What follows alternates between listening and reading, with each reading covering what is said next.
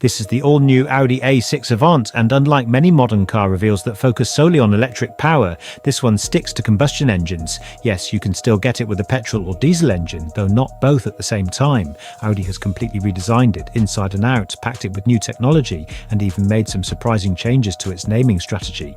But what does this mean for the rest of the Audi lineup? And more importantly, what about the RS6? Well, I'm going to break it all down for you. At design, who hurt Audi? The new A6 Avant is based on Audi's PPC platform, that stands for Premium Platform with Combustion. Yes, combustion. But one look at the car and you might be asking yourself, who hurt Audi? The new A6 Avant is aggressive and mean looking, especially from the front. It gets a massive grille, sharp new matrix LED headlights, and of course personalised light designs, because let's be honest, it wouldn't be an Audi without cool lights, would it? The daytime running lights now feature 48 individual LEDs, and you can pick from 7 different light signatures at the front and rear. For comparison, the A5 gets 8 lighting designs, so it's a bit strange Audi gave the A6 one less, but never mind. Also, flush door handles improve aerodynamics, and the wraparound rear light bar looks sleeker than before, but the biggest question remains, are those exhaust tips real? Audi has apparently banned fake exhausts, but we'll have to see in person. Bigger, but not really. The new A6 Avant is 60mm longer than before, but the wheelbase has only grown by 3mm. Strangely, the car is now 6mm narrower. Audi will also introduce a saloon version in the coming months, so if wagons aren't your thing, just wait a little longer. Now let's talk about Audi's latest U-turn on its naming strategy. Previously, Audi planned to use even numbers for EVs and odd numbers for combustion cars. That's why the A4 replacement is now called the A5. But now they've backtracked and the A6 remains an ICE car instead of becoming the A7. So what happens to the A5? Will it go back to being called the A4? Honestly, who knows anymore? Tech-packed interior. Audi has always been great at interiors, and the new A6 Avant doesn't disappoint. It gets panoramic driver's display and touchscreen infotainment, an optional passenger display for watching videos or setting navigation, loads of ambient lighting including a strip along the dash, a huge panoramic sunroof with switchable shading. Interestingly, even the Renault Scenic has similar sunroof tech, so it's not exactly groundbreaking, but still cool. Engines. What's under the hood? At launch, the UK gets 2 engine options, one 2-litre turbocharged petrol, FWD, 204 GP, 320nm torque, 8-speed auto, 2 2-litre turbocharged diesel, Quattro AWD, 204 horsepower, 400nm torque, mild hybrid. Despite having the same horsepower, the diesel version is quicker, hitting 0 to 60 miles per hour in 7 seconds versus 8.3 seconds for the petrol.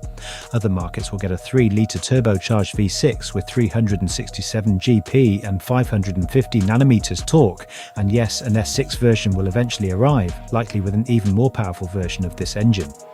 What about the RS6?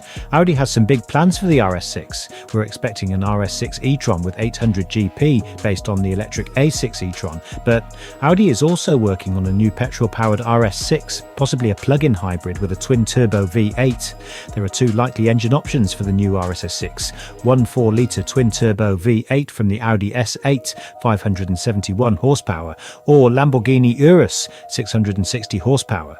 2, the 782 horsepower plug-in hybrid V8 from the new Bentley Continental GT. Either way, expect at least 100 GP and 100nm more than the current RS6, but will it be enough to beat the new BMW M5? We'll have to wait and see. Is it practical? Bad news, the A6 Avant is now less practical. The old A6 Avant had 565 litres of boot space. The new petrol version drops to 503 litres, only 1 litre more than the electric A6 e-tron. The diesel version has even less space, 466 litres, due to the mild hybrid battery. For comparison, the BMW 5 Series Touring has 570 litres. The Mercedes E-Class Estate crushes them all with 615 litres. So while the A6 Avant is stylish and tech-packed, it loses points for practicality. High-tech features. Audi has loaded the new A6 Avant with tons of gadgets, adaptive cruise control, 360 degrees parking cameras and Park Assist Plus, self-parking, optional sound vision pack with a huge heads-up display and an 810-watt Bang Olufsen system, built-in ChatGPT for answering your questions on the go. It also has improved sound insulation, optimized gearbox acoustics and a brake-by-wire system to make regenerative braking feel more natural. Driving tech suspension handling. Audi has tweaked the suspension and steering for a smoother and sportier ride. Standard coil suspension is now comfier. Sports suspension, S-Line Edition 1, lowers the ride by 20 mm. Adaptive air suspension, optional, can lower an extra 10 mm or raise by 20 mm. Progressive steering for easier low-speed maneuvering and sportier handling. Brake torque, vectoring to reduce understeer. Overall, Audi is focusing on comfort and refinement, but with enough sporty touches to keep driving enthusiasts happy. Pricing release date.